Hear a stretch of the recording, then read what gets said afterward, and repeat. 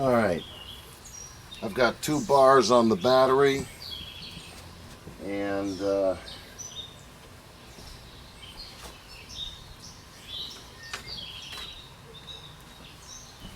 I think this is my 50th spectating and speculating since March. It's a good way to spend my time.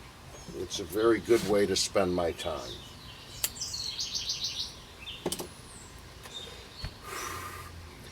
Because it's an activity that makes me more of a Berean. Because I don't want to mislead.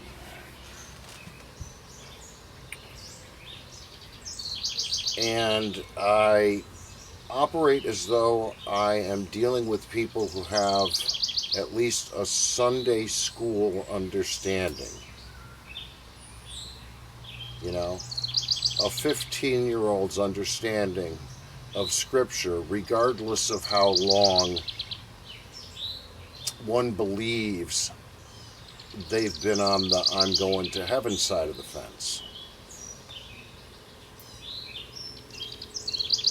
And I need to be very clear, and I don't think I say this often enough, all right? I make a lot of bad choices. I say a lot of things that I can't unsay, and yet I'm better than I used to be. Because I'm willing to have a bigger hand cover my mouth when necessary, or at least slow me down enough so that during the editing process I confirm again a source that I believe I'm clear about. It sends me back to the sources again, and that's great. Watchful people may notice that I will go back to the Geneva Bible sometimes. Sometimes I look at the Wycliffe Bible. A lot of times I go to the King James. Because I was a teacher, I know that there are some people that are not educable, but this is a clinical problem. And if you're the kind of person that has graduated from high school or probably will, you should remain educable for the rest of your life, because you've demonstrated that you can achieve a level of proficiency with an unfamiliar subject that was given to you and that you had a fixed amount of time to learn. Because any spiritual path is precisely that, except that the class lasts until the day you die. And then you get the grade. But a lot of people, they remain educable about things like how good a team is doing, or how excellent a new putter is, and why. Perhaps someone can tell you all about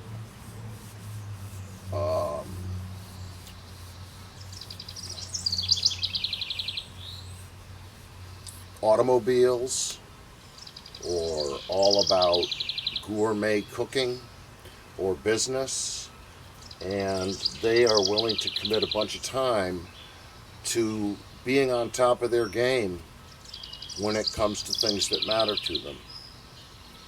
And what I'm doing here matters to me. It matters to me because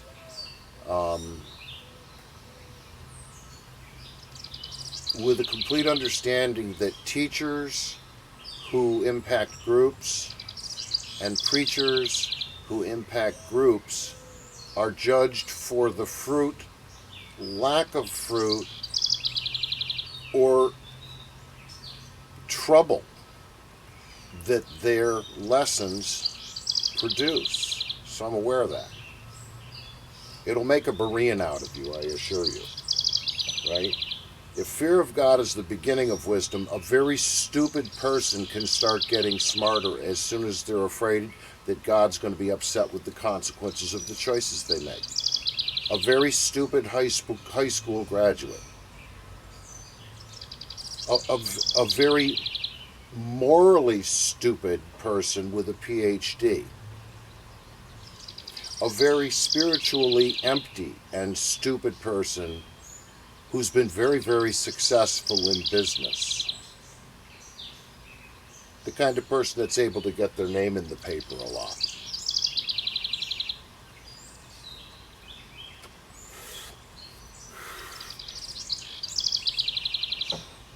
When it comes time to take the test, flying monkeys won't help.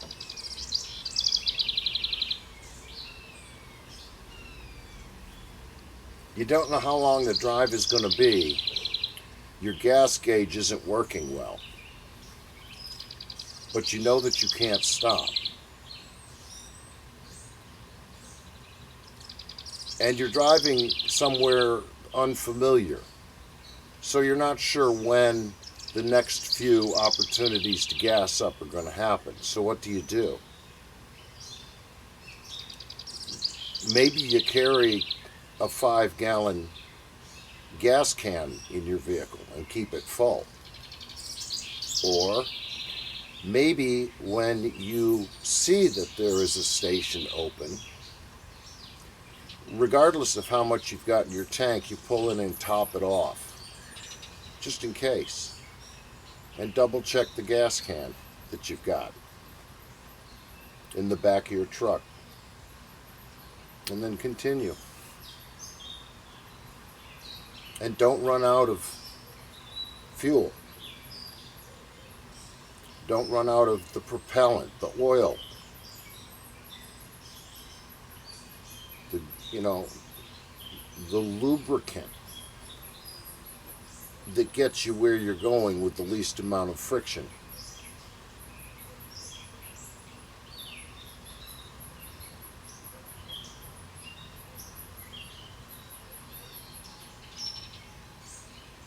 I was going to talk about the band King Crimson,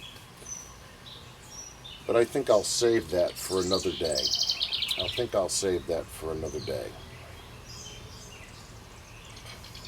Everything I just said about this vehicle with a broken gas gauge that you must drive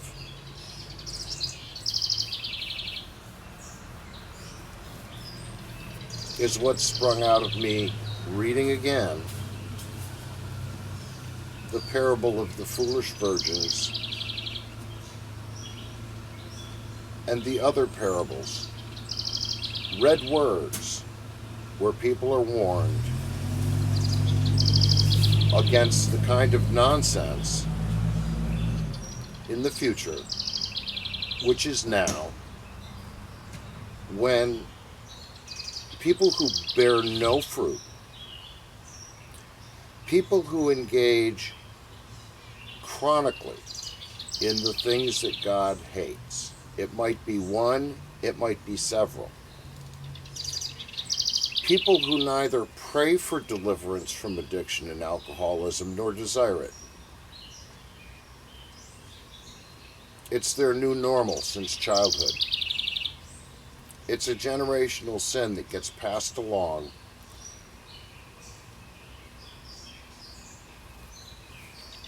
and when the youth becomes an adult and they're on their own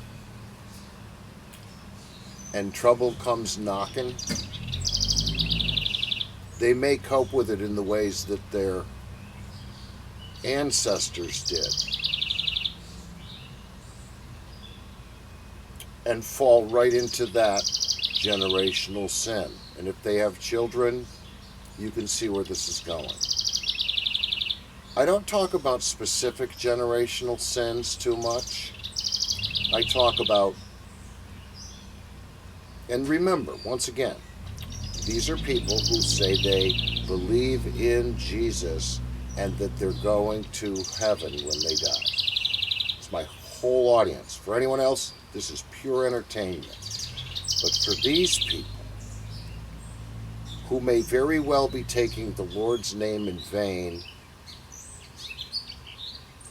and bearing false witness, every single Sunday morning. Chalk marks against them. That's 5 weeks. Now we're up to 10 hash marks against you in just a little over 2 months. When are you going to stop pretending that you know what your Bible says about you? That you believe in Jesus, right? That your life coach, who is supposed to be auditing your words, thoughts, and feelings all day long, has been invited into this situation. I'm only talking to those people, many of whom are going to hell. They don't have to. And I really can't speak about other kinds of belief systems, because when I see the horror of American Christianity, big churches, little churches, startup churches, storefront churches, bands that claim to be proclaiming the gospel, K-Love bumper stickers.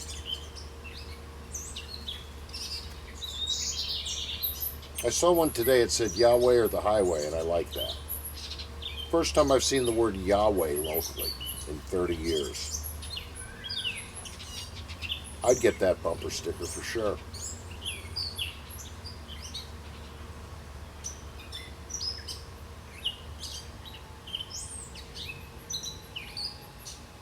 I got my hair trimmed up this morning. Yesterday I was up looking for Lonnie Johnson's grave. It has a guitar carved into it, and Posey Roar has a fiddle carved into it. I couldn't find them up in the big graveyard in Spray. I found Charlie Poole's grave. That one's really easy to find. I used to cut the grass there, so it's real easy to find. But those other two, I couldn't find them. And there was a sheriff's vehicle parked right there in the middle of the graveyard under a nice shady tree. And before I left, I was walking all around. He probably wondered what the hell I was up to. So I thought I'd tell him. As I was walking by, I looked over. He rolled his window down. He said, "How you doing?" "Pretty good." We had a little conversation about the weather and semi-regionally famous musicians that are in this graveyard here.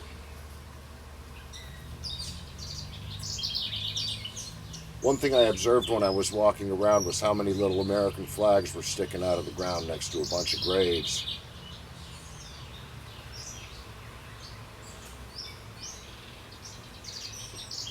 Memorial Day was a week ago.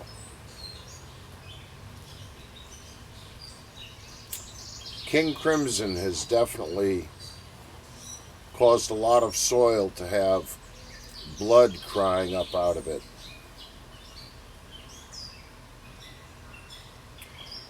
I guess I will talk about King Crimson. So, when I was a young man, I was a band kid who had already had piano lessons and then started learning brass instruments.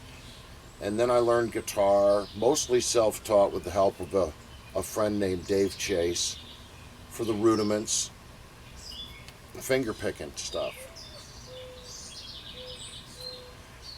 And in high school, the band kids, and this is up in central New York, okay? I don't know about other parts of the country. My wife grew up in Louisiana. She said I never heard any of that stuff when I was a kid.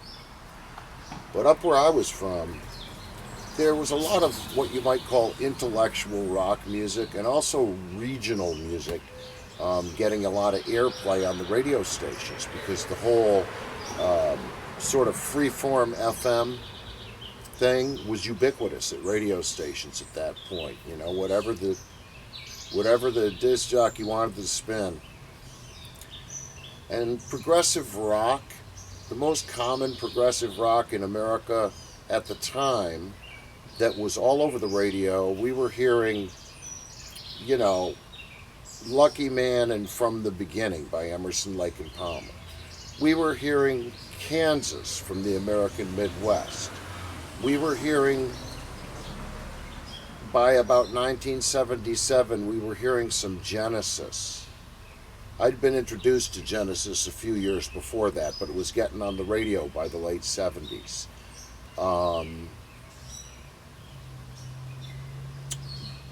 Yes, Roundabout and stuff like that. A friend of mine who I think was the valedictorian of our class, and that's over 700 kids. Uh-oh, my wife's pulling up. One time I was over at his house, and he was the kid that had read all the Tolkien books and, was reading James Joyce as a senior in high school and stuff. Mike DeSocio. I wonder how he's doing. I was over at Mike DeSocio's house. I was the smart kid that they wouldn't put in the honors classes because of my conduct. And I was over at Mike DeSocio's house. He had a room in the basement that was all decked out and cool. And we were, listening to records. And he said, check this out. And he handed me the first album cover. It was an open gatefold kind with a big screaming red face on the front of it, a painting. And it was the first King Crimson record, and he put it on. And, I sat there and we listened to it. And, hey, sweetie, I'm recording. Oh. Food's in there if you want it. Okay? All right, here we go. So, Mike DeSocio. So he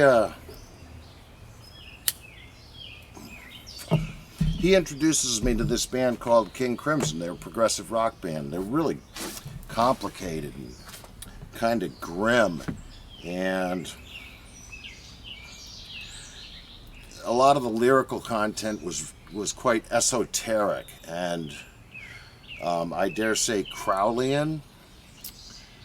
And I listened to more works by the group, and my final takeaway of the whole thing up until about 1980 was that there were about 6 or 7 songs that I thought were really interesting compositions, musical compositions. Very dark, angular, in what people used to call odd time signatures, 5, 7, 6. 6 sounds more pastoral than 3.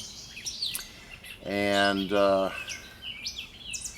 then while I was in college, where there was a music school at my college, so there was a lot of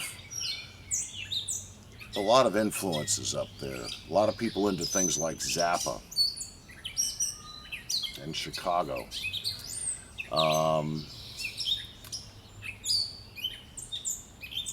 I get introduced to this new guitarist named Adrian Belew, who had been working with Zappa and then Bowie and Talking Heads, and he was very interesting. He was a painterly guitarist using electronics and a whammy bar, and I think sometimes a slide, and he was a whole new voice for the instrument. And the band King Crimson, which had dissolved a couple of years previous, while Robert Fripp embarked on a kind of a different direction. He was going to complete a few, filling a few compartments that he had in his mind musically that he wanted to try out. The band King Crimson, I'm not going to say they reformed, but they happened again. With Bill Bruford on drums, great drummer who'd been with the band previously, with a fabulous bass player who also played the Chapman stick and could sing, named Tony Levin. And I think Tony Levin's studio work goes, way back to things like Don McLean's American Pie record and stuff. I'm pretty sure he played on some of the 70s Paul Simon stuff. 50 Ways to Leave Your Lover. Great bass player. Robert Fripp on guitar, and I think he plays a little mellotron and electronics, and this guitarist and who would become the lead vocalist, Adrian Belew. Oh, I thought that first record of theirs, the red one, was absolutely amazing. It was all of the fun that had come along with new wave music, which of course was a sanitized punk music, which was just a rehash of outlaw country with electric guitars and the same frustrations.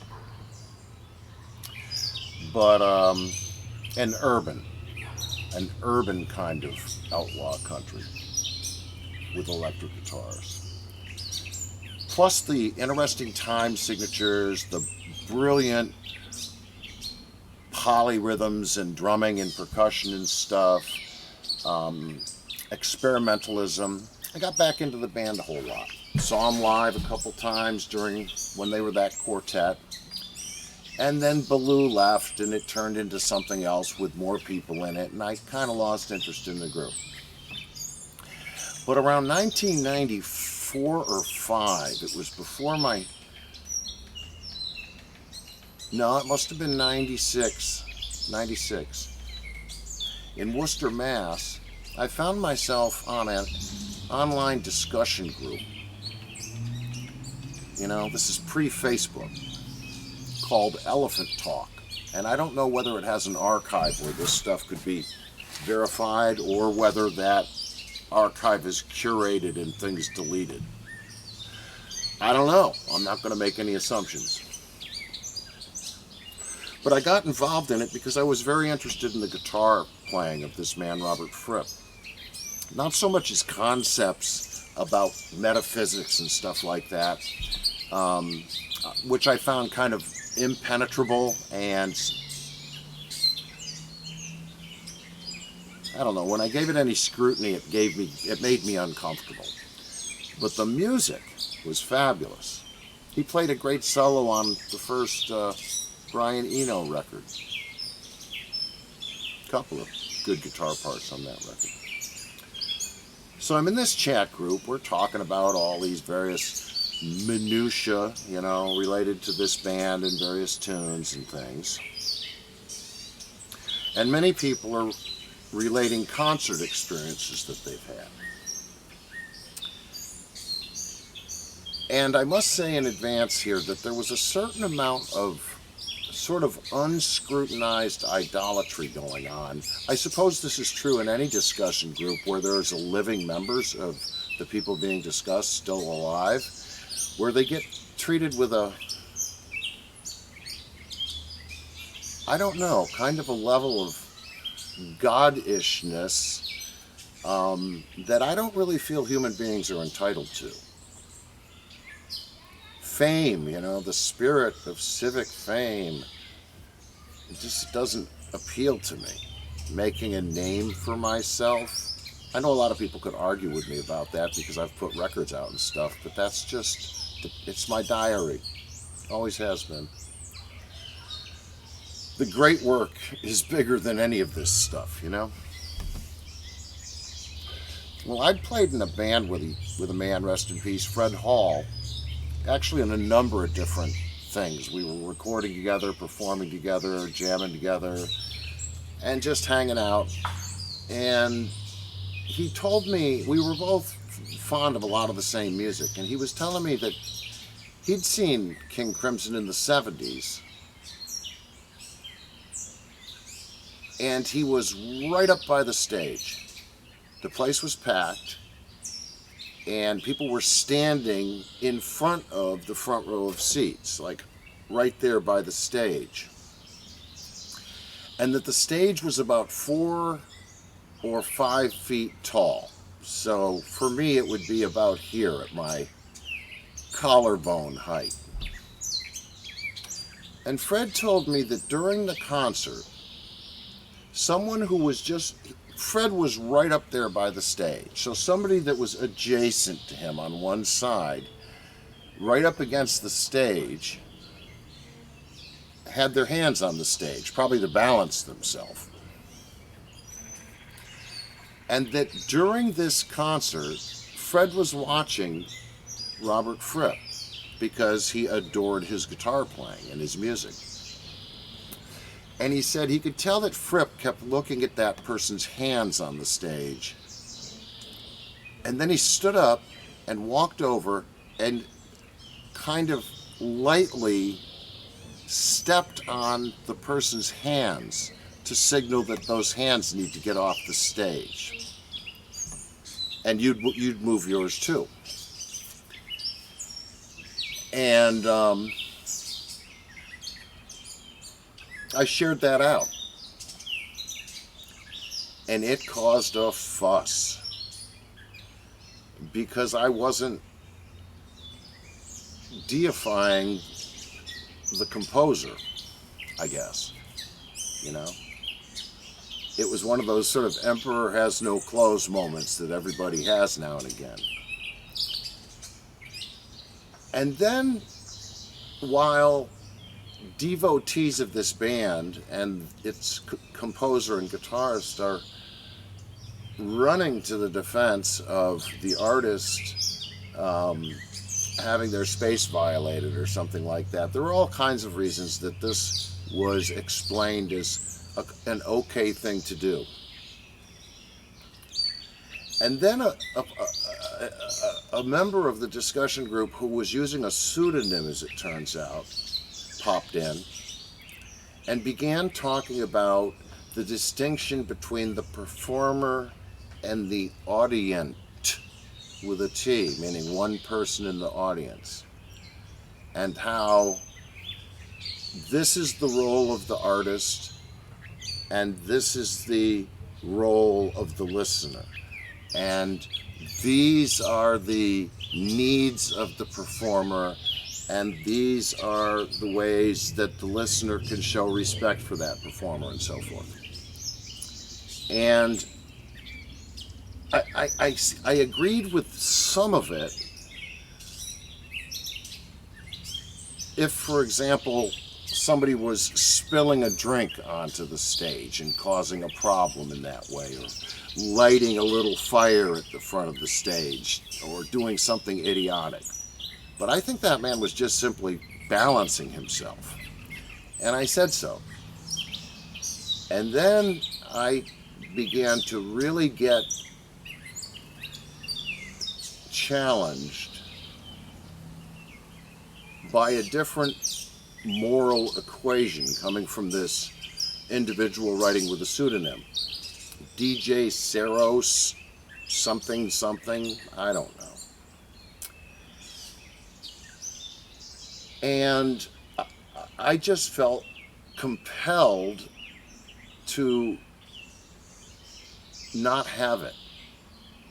Because what the person was arguing for was sort of a little godhood by people who paid, at that point, concerts were already getting expensive.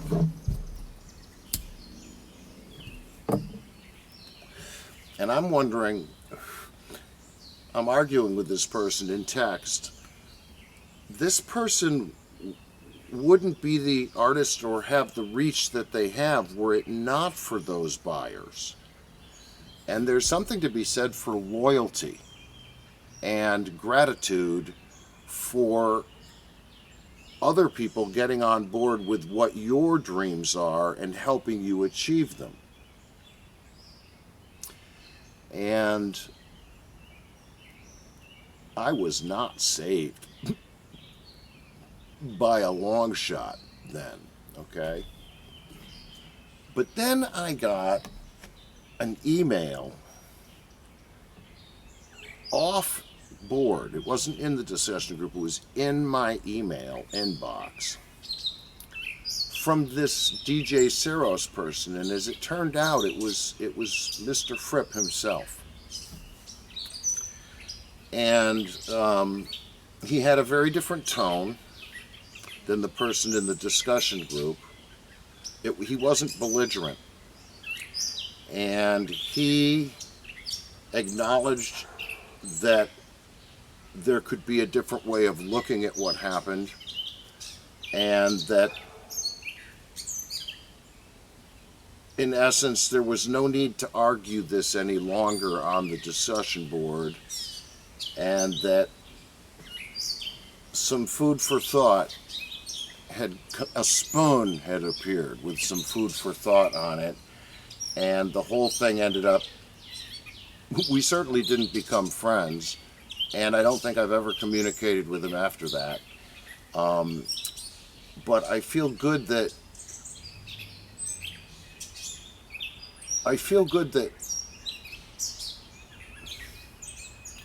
you know, people like me that really have to make a hard choice about whether or not to go on a date with their wife to see a show somewhere have to really think about that in advance in order to have the funds to make it so, the time to get there, the gas to make the trip possible, the probably meal that you're going to have to eat out of town when you're at the show and stuff.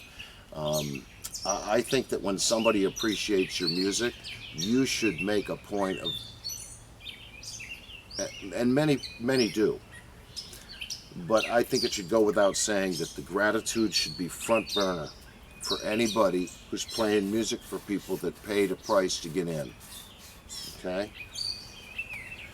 I'm not talking about top 40 music people. If you're in a cover band, you probably go to a cover church, okay? And you're just playing the favorites. What's your ears itching for? But if you're a composer, if you're a songwriter, if you're an instrumentalist, if you are creating music that has not existed previously, and there are people that are willing to give you their time and share the space they're in with you and allow you to do that, and better yet, maybe give you some feedback, some helpful feedback, that's a blessing. That's a blessing. That way we can tune our gifts to be in better harmony with the place where we live. Because where we live, King Crimson rules. Not the band, the dude. And sometimes you gotta talk back to the Dart King and say, no, that's not working for me, bro. Go take that to somebody else. Go take that offer down to the crossroads, boss. Have a lovely day. I'll turn the camera so you can see my strange painting. A sailor rising out of the sea like Godzilla.